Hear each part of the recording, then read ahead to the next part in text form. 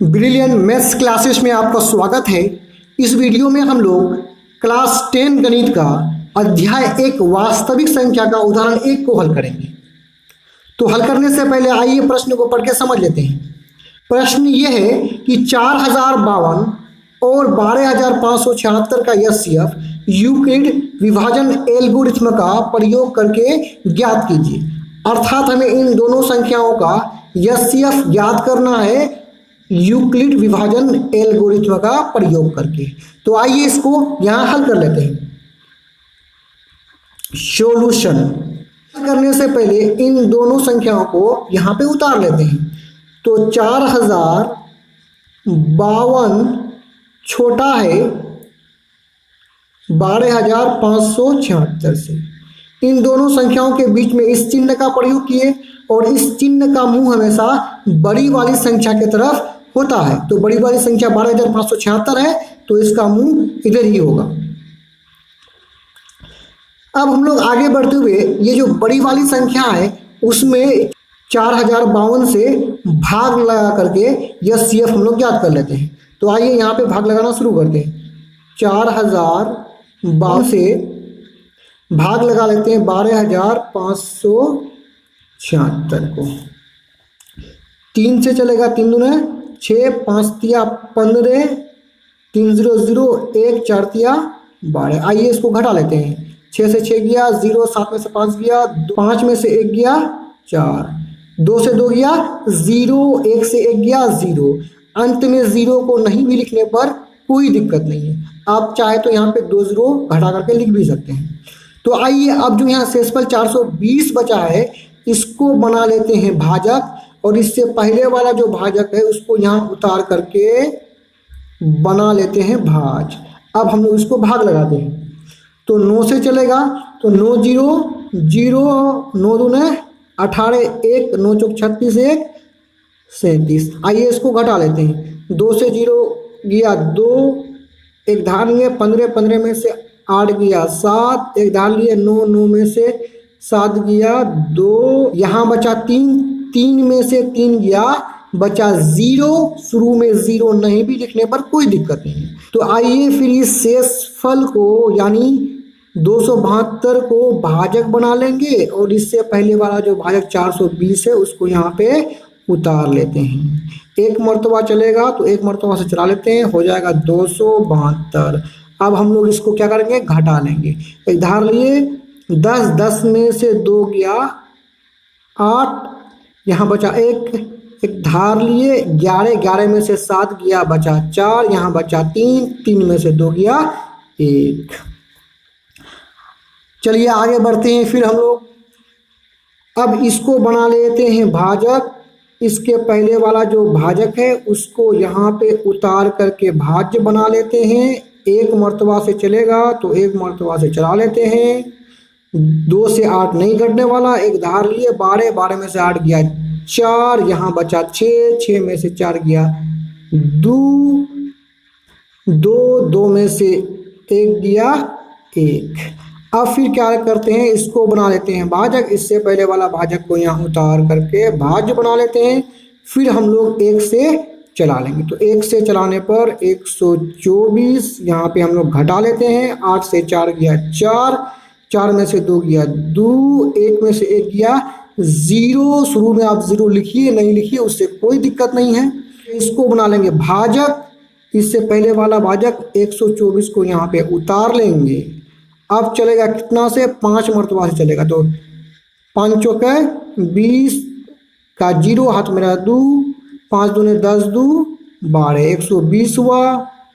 4 से 0 गया 4, 2 में से 2 गया 0, 1 में से 1 गया 0। अर्थात शुरू में 2 0 बचा। यहाँ पे 2 0 शुरू में नहीं लिखने से कोई फर्क नहीं पड़ने वाला है, तो हम नहीं भी लिख सकते हैं। अब इसको बना लेंगे भाजक। इससे पहले वाला भाजक 24 को यहाँ से उतार लेंगे। अब चला लेते हैं 6 मरतबा से, 6 चौके 24। तो घटाने पर शेषफल 0 प्राप्त हुआ। अब हम लोग इस विभाजन की प्रक्रिया को यूक्लिड के विभाजन एल्गोरिथ्म में दर्शा लेंगे। तो आइए यहाँ पे लिख लेते हैं। तो यहाँ पे लिख लेंगे यूक्लिड विभाजन एल्गोरिथ्म से। तो यूक्लिड का विभाजन एल्गोरिथ्म है ए बराबर बी क्यू प्लस आर। किसी भी विभाजन की प्रक्रिया को यदि देखा जाए तो यहाँ पे जो संख्या होता है इसको हम लोग ए कहते हैं, यानी भाज्य ए हो गया, और यहाँ पे जो संख्या रहेगा विभाजन की प्रक्रिया में भाजक अर्थात उसको बी कहेंगे, और यहाँ पे जो भागफल प्राप्त होता है उसी को हम लोग क्यू कहते हैं। घटाने पर यहाँ जो प्राप्त होता है इसको शेषफल यानी आर कहते हैं। तो आइए इन मानों को हम लोग इस विभाजन की प्रक्रिया से देख करके यहाँ पे लिख लेते हैं। यदि हम सबसे पहला जो विभाजन की प्रक्रिया है जिसमें शेषफल 420 प्राप्त हुआ है उसकी बात करें तो इसमें जो है ए होगा कितना, देखिए ए दोनों लकीर के बीच में होता है यानी भाज्य ए, तो यहाँ पे ए है 12,576, अर्थात ए जो है उसके नीचे लिख देंगे ए का मान 12,576। यहाँ पे बराबर का चिन्ह है तो हम लोग यहाँ पे बराबर लगा देंगे। अब बी का मान को देख लेते हैं, बी का मान को हम लोग देख लेते हैं। तो बी जो है लकीर जो है इसके इस पार बी का मान होता है, तो यहाँ पे हम लोग देख लेते हैं बी का स्थान यहाँ पे नहीं, बी है 4052। उसके बाद क्यू तो गुना लिखेंगे, क्यू देख लेते हैं क्यू का पोजीशन कहाँ है। क्यू लकीर के इस पार होता है, लकीर के इस पार यहाँ पे क्या है 3 है, तो 3 लिख देंगे प्लस यहाँ पे लिख देंगे, और शेषफल यहाँ घटा करके यहाँ प्राप्त होता है, तो शेषफल इसका हो जाएगा कितना 420। तो उसको 420 को यहाँ पे हम लोग लिख लेंगे। अब हम लोग चलते हैं दूसरी विभाजन की प्रक्रिया में। यहाँ पे देखिए इस विभाजन की प्रक्रिया को तो हम लोग लिख लिए।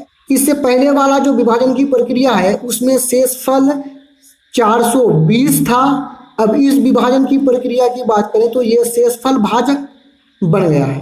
तो यहाँ पे देखिए, तो यहाँ पे हम लोग देखेंगे कि ए का स्थान कहाँ होता है, यहाँ होता है बीच में होता है, तो लिख लेंगे कितना 4052। अब क्या लिखेंगे बराबर लिखेंगे। उसके बाद बी को देखते हैं, बी लकीर के इस पार होता है यानी 420 गुना क्यू का मान देख लेते हैं, क्यू यहाँ पे होता है देखिए 9 प्लस उसके बाद क्या है आर, तो आर शेषफल यहाँ जो होता है तो इसका पोजीशन देखिए 272 यहाँ पे हो जाएगा शेषफल। इस विभाजन की प्रक्रिया को तो हम लोग लिख लिए। अब अगला विभाजन की प्रक्रिया को देखते हैं, ये शेषफल अब भाजक बन जाएगा।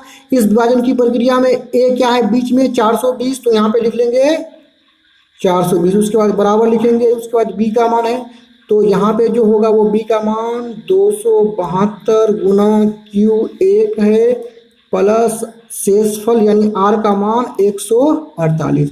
फिर इस विभाजन की प्रक्रिया में ए है 272, तो यहाँ पे लिख लेंगे 272 ए है, बराबर है तो बराबर लिख दिए।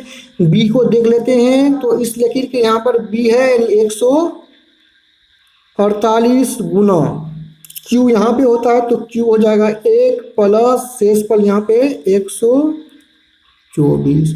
अब हम लोग आगे बढ़ते हुए इस विभाजन की प्रक्रिया में चले आते हैं। बीच में क्या होगा यहाँ पे 148 ए हो जाएगा, तो ए वाला लाइन में यहाँ पे उतार लिए। अब बराबर है बराबर लगा दिए। बी का मान देख लेते हैं, बी यहाँ पे देख लेते हैं 124 हो जाएगा बी गुना क्यू है, क्यू हो जाएगा 1 प्लस लिख दिए, आर शेषफल है कितना 24 है। अब हम लोग आगे बढ़ते हुए इस विभाजन की प्रक्रिया को देख लेते हैं। इस विभाजन की प्रक्रिया में यहाँ पे क्या है ए है यानी 124 ए हो जाएगा बराबर। इसके बाद होता है बी, तो बी का स्थान यहाँ पे है 24 गुना क्यू का होगा यहाँ होगा 5 प्लस आर शेषफल, अर्थात आर शेषफल कितना है 4 है। ए यहाँ बीच में होगा तो ए लिख देंगे बराबर। उसके बाद बी होता है तो बी यहाँ पे है, और क्यू का पोजीशन यहाँ पे होता है यानी 6 प्लस आर यानी शेषफल यहाँ पे 0 प्राप्त हुआ। तो शेषफल 0 प्राप्त हुआ तो यहाँ पे हम लोग लिख देंगे क्योंकि शेषफल अर्थात आर बराबर 0, क्योंकि प्लस आर होता है और प्लस 0 यहाँ आर का स्थान है तो आर बराबर 0। तो जब आर बराबर 0 प्राप्त होता है तो यहीं पे हम लोगों का निकल जाएगा HCF। तो अब R बराबर 0 प्राप्त हुआ है, तो इसी विभाजन की प्रक्रिया में जो B होगा वही HCF होगा। तो यहाँ हम जो देखते हैं समीकरण को, तो बराबर के बाद B है, तो यहाँ बराबर के बाद 4 जो है यही B है और यही हो जाएगा HCF। अर्थात शेषफल शून्य आने पर उसी विभाजन की प्रक्रिया में जो B का मान जो 4 है वही होगा HCF। यदि हम यहाँ भी देखें तो यहाँ शेषफल शून्य प्राप्त हुआ और इसी विभाजन प्रक्रिया में जो B का मान 4 है यही हो जाएगा HCF। तो इस तरह का और भी वीडियोस को देखने के लिए आप हमारे चैनल के प्लेलिस्ट में जाकर के देख सकते हैं। वीडियो देखने के लिए धन्यवाद।